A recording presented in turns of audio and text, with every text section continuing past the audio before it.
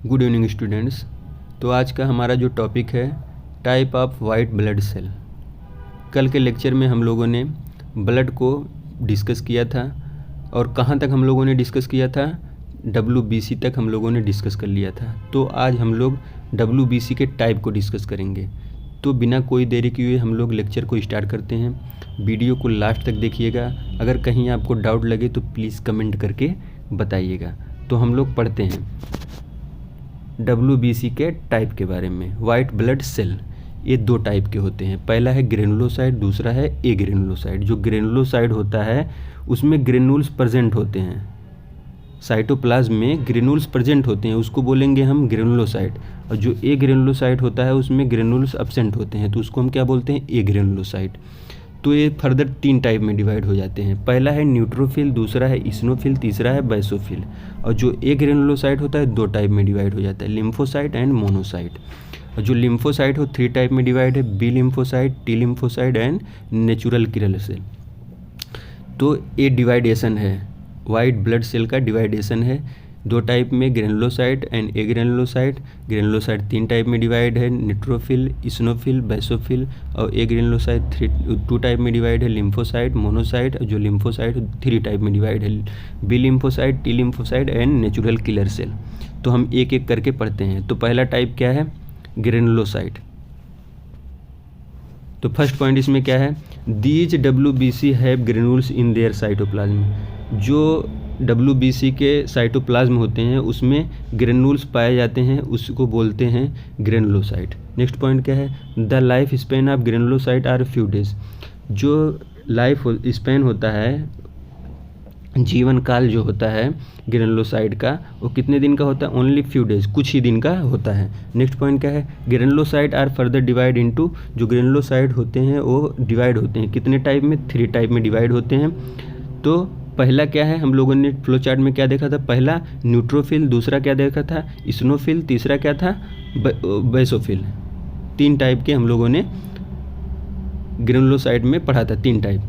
तो फर्स्ट हम लोग बात करते हैं न्यूट्रोफिल के बारे में, जिसको हम लोग पॉलीमार्फ के नाम से भी जानते हैं। पहला पॉइंट क्या है इसमें, द न्यूक्लियस 3 to 5 लोब। इसमें जो न्यूक्लियस की संख्या होती है 3 to 5 होती है, लोब होती है। But some time more than 5 lobe, लेकिन कुछ कभी कभी 5 से अधिक भी न्यूक्लियस इसमें पाए जाते हैं। तो हम लोग पता कैसे करते हैं, that take both acid and basic stain. जब हम एसिडिक या बेसिक स्टेन करते हैं तब हमको न्यूक्लियस की संख्या पता चलती है, कितने न्यूक्लियस हैं, 3 हैं या 5 हैं या 5 से अधिक हैं। नेक्स्ट पॉइंट क्या है, इट कंटेन फाइन ग्रेनुल्स। ये जो क्या कंटेन करते हैं, फाइन ग्रेनुल्स, मतलब छोटे छोटे ग्रेनुल्स दाने की तरह वो कंटेन करते हैं। नेक्स्ट पॉइंट क्या है, fine or small thin violet colour और pink colour granules present in cytoplasm. जो ग्रेनुल्स होते हैं उनका कलर कौन सा होता है, थिन होता है, आपको पता है, स्मॉल होता है, लेकिन कलर क्या होता है, वायलेट कलर का हो सकता है या पिंक कलर का हो सकता है, किसमें, साइटोप्लाज्म में। नेक्स्ट पॉइंट क्या है, the life span of neutrophil 2 to 5 days. जो न्यूट्रोफिल का लाइफ स्पेन, जीवन काल होता है, वो कितने दिन का होता है, 2 से 5 दिन का होता है। नेक्स्ट पॉइंट क्या है, there are most evident WBC। जो WBC होता है, जो WBC का वॉल्यूम होता है, सबसे ज़्यादा क्या पाया जाता है उसमें, न्यूट्रोफिल। कितना परसेंट, 50 से 70% पाया जाता है। नेक्स्ट पॉइंट क्या है, न्यूट्रोफिल आर हाईली मोटाइल। जो न्यूट्रोफिल होता है बहुत ज़्यादा मोटाइल होता है, बहुत ज़्यादा मूवमेंट करता है। So that they can come out through the capillary वाल। इसीलिए कैपिलरी वाल से, कैपिलरी की जो दीवार होती है उससे बाहर आ जाता है। इन इन्फेक्टेड एरिया, कहाँ पे बाहर आता है, जहाँ पे कोई इन्फेक्टेड एरिया रहता है वहाँ पे एक कैपिलरी वाल से बाहर आ जाता है, बाय द प्रोसेस कॉल्ड डायापेडेसिस। उसी प्रोसेस को हम क्या बोलते हैं, डायापेडेसिस। जब भी कोई इन्फेक्टेड एरिया है वहाँ पे न्यूट्रोफिल कैपिलरी वाल से बाहर आ गया, उसी प्रोसेस को हम डायापेडेसिस बोलते हैं। नेक्स्ट पॉइंट क्या है, पस मोस्टली कंटेन न्यूट्रोफिल।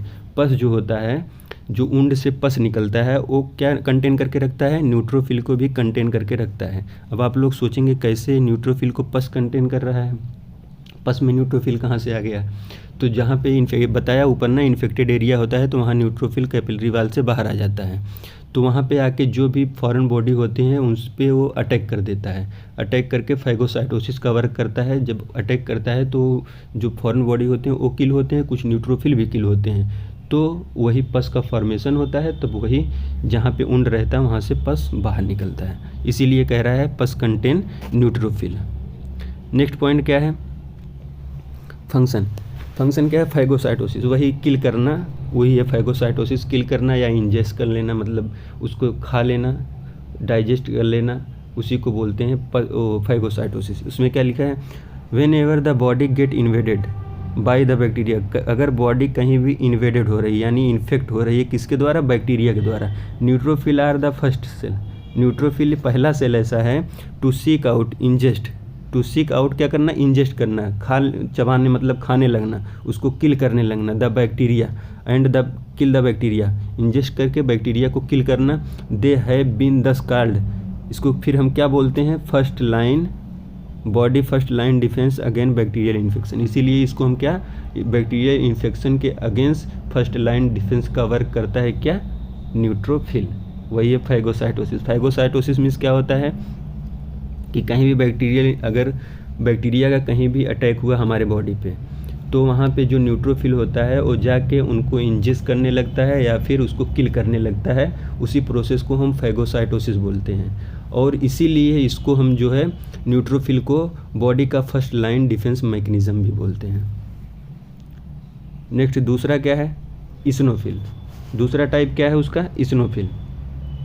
इस्नोफिल का फर्स्ट पॉइंट क्या है, इस्नोफिल है बाइलोब न्यूक्लियस, जो इस्नोफिल है उसमें दो लोब बाइलोब न्यूक्लियस पाए जाते हैं, that take acid stand.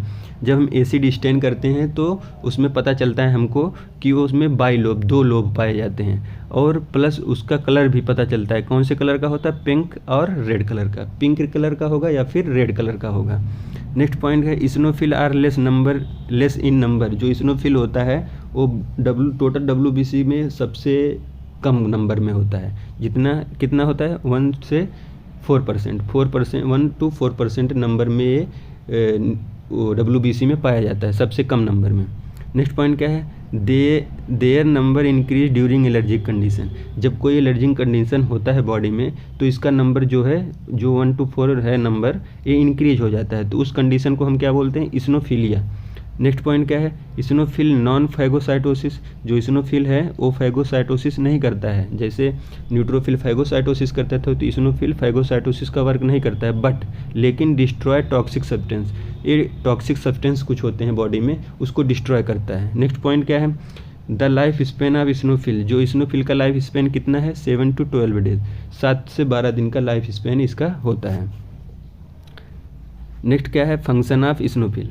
Eosinophil का फंक्शन क्या है, the eosinophil play important role in the defence mechanism of the body, जो इस्नोफिल है ये भी इंपॉर्टेंट रोल प्ले करता है डिफेंस मैकेनिज्म में, ये बॉडी के अगेंस्ट डिफेंस बनाने में ये भी एक इम्पॉर्टेंट रोल प्ले करता है। इट डिस्ट्रॉय पैरासाइट, एक किस चीज़ का, बैक्टीरिया को नहीं, बैक्टीरिया तो न्यूट्रोफिल डिस्ट्रॉय करता था और ये किस चीज़ को, पैरासाइट को डिस्ट्रॉय कर रहा है। And also responsible for detoxification and disintegration, ये क्या करता है, ये रिस्पॉन्सिबल किस में, डिटॉक्सिफिकेशन एंड डिसइंटीग्रेशन में भी ये रिस्पॉन्सिबल है। अब डिटॉक्सिफिकेशन क्या है, डिटॉक्सिफिकेशन हम उसको बोलते हैं कि रिमूव कर देना किसी भी हार्मफुल सब्सटेंस को बॉडी से बाहर निकाल देना, उसको बोलते हैं डिटॉक्सिफिकेशन। और डिसइंटीग्रेशन हम बोलते हैं किसी भी हार्मफुल सब्सटेंस को ब्रेक डाउन कर देना, उसको बोलते हैं disintegration. And removal the foreign protein, और फॉरेन प्रोटीन को रिमूव कर देता है, क्या करके, डिटॉक्सिफिकेशन एंड डिसइंटीग्रेशन करके, जो भी फॉरेन प्रोटीन होता है उसको बॉडी से रिमूव कर देता है। अब नेक्स्ट तीसरा टाइप क्या है, बैसोफिल। बैसोफिल का फर्स्ट पॉइंट क्या है, the nucleus is kidney shape, इसका जो न्यूक्लियस कैसा होता है, किडनी शेप का होता है। दैट टेक बेसिक स्टेन, जब हम बेसिक स्टेन करते हैं तब हमको पता चलता है कि इसका न्यूक्लियस कैसा, कौन से शेप में है। इट इज़ डीप ब्लू और पर्पल कलर, ये कौन से कलर का होता है, डीप ब्लू या फिर पर्पल कलर का होता है, जो इसका ग्रेन्यूल्स होता है। प्रेजेंट इन साइटोप्लाज्म, किस में प्रेजेंट होता है, साइटोप्लाज्म में जो इसका ग्रेन्यूल्स प्रेजेंट होता है वो कौन से कलर का होता है, डीप ब्लू या फिर पर्पल कलर का होता है, और जो इसका शेप होता है वो किडनी शेप होता है। नेक्स्ट पॉइंट क्या है, the life span of basophil 12 to 50 days, जो लाइफ स्पेन होता है, जो जीवन काल होता है बैसोफिल का, वो कितने, 12 से 15 दिन का होता है। नेक्स्ट पॉइंट क्या है, basophil is less in number, जो बैसोफिल है वो भी लेस नंबर में है, वो इस्नोफिल से भी कम नंबर में पाया जाता है बेसोफिल 0.21% ऑफ टोटल डब्ल्यूबीसी की जितना वॉल्यूम है उसमें सबसे लेस नंबर में क्या होता है, बेसोफिल। कितना, 0.0 से 1% होता है टोटल डब्ल्यूबीसी वॉल्यूम का, ये 0 से 1% होता है। नेक्स्ट पॉइंट क्या है, function of basophil.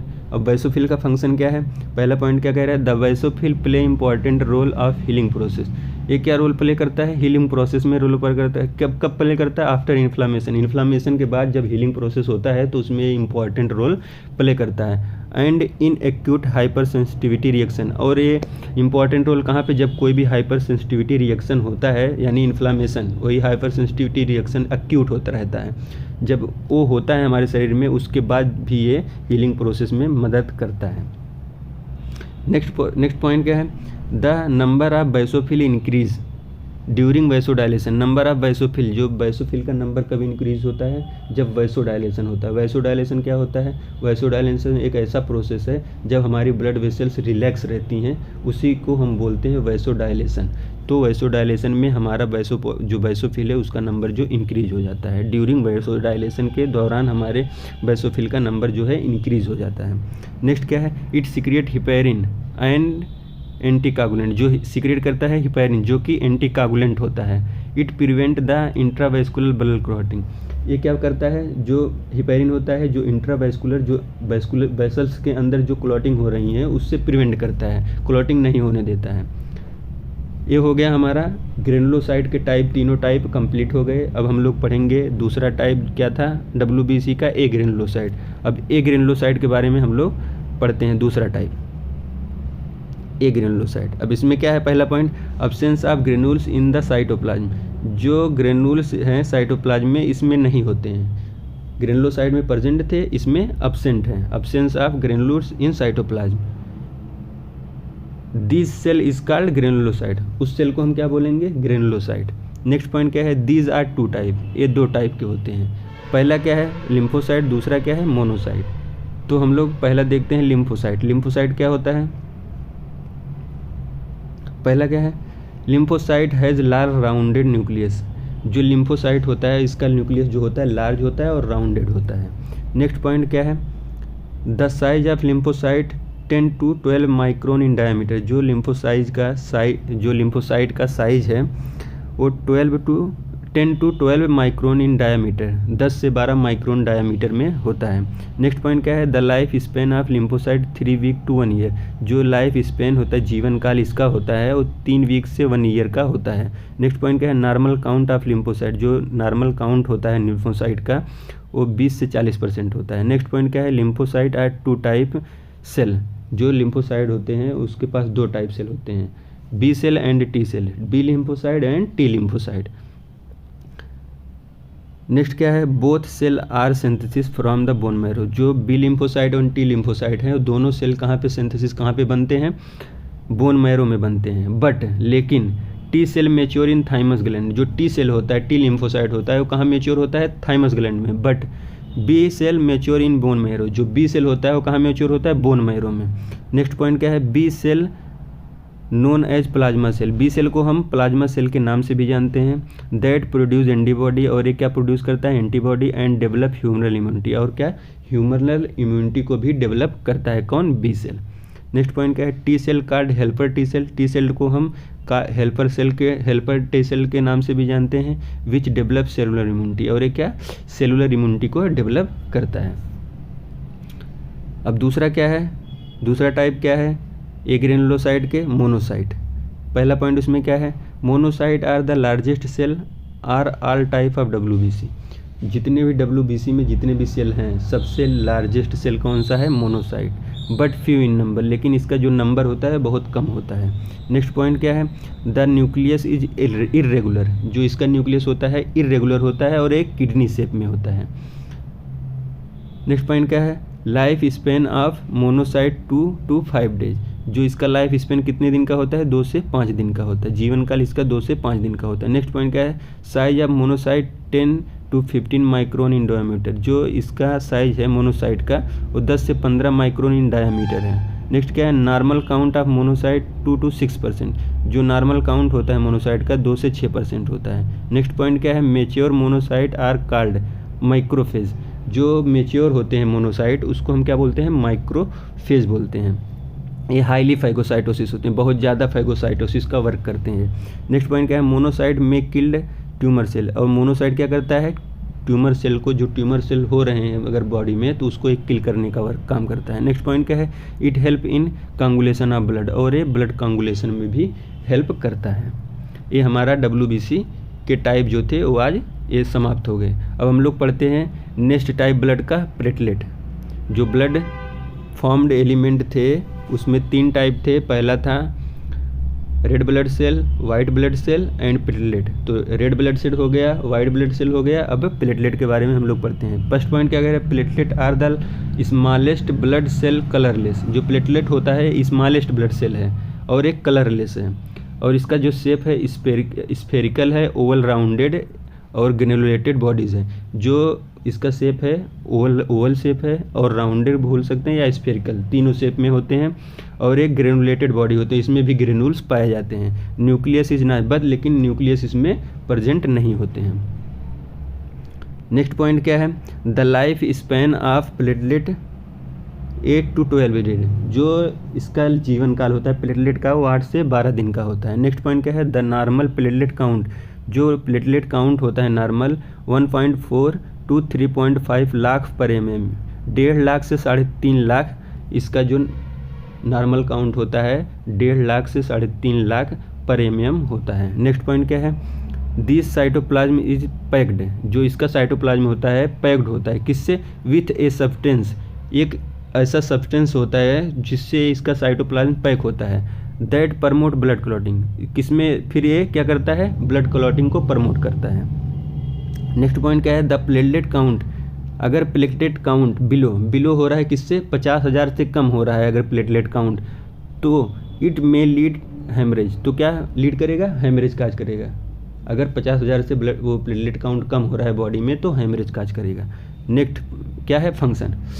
Next point, पहला पॉइंट क्या है, इट हेल्प इन हीमोस्टेसिस, ये क्या करता है, हीमोस्टेसिस में हेल्प करता है। By forming a platelet plug, formation जब प्लेटलेट प्लग का जब क्लॉटिंग का फॉर्मेशन कर रहा है,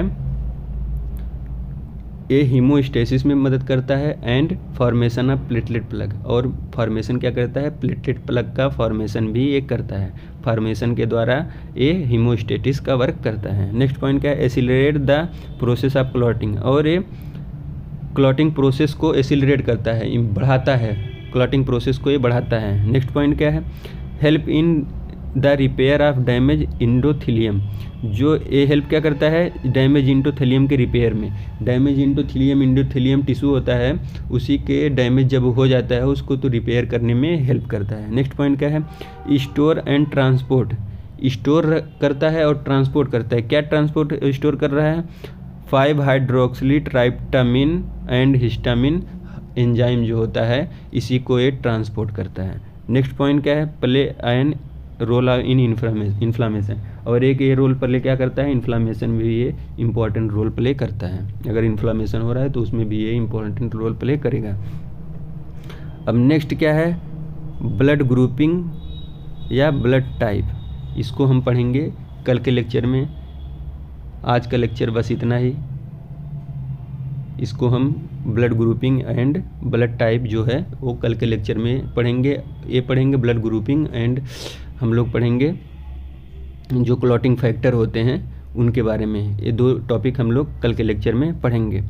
तब तक के लिए और एक चीज़ और आप लोग जान लीजिए, अगर आप लोगों को इसका नोट्स चाहिए तो टेलीग्राम का चैनल ज्वाइन करिए, जो कि डिस्क्रिप्शन में इसका लिंक पिन है। टेलीग्राम चैनल का लिंक जो है पिन है, आप लोग उसको ज्वाइन कर लीजिए। आपको वहाँ पे PDF फॉर्म में इसका नोट्स मिल जाएगा, और चैनल को लाइक एंड सब्सक्राइब करिए। तब तक के लिए bye, thank you, bye bye.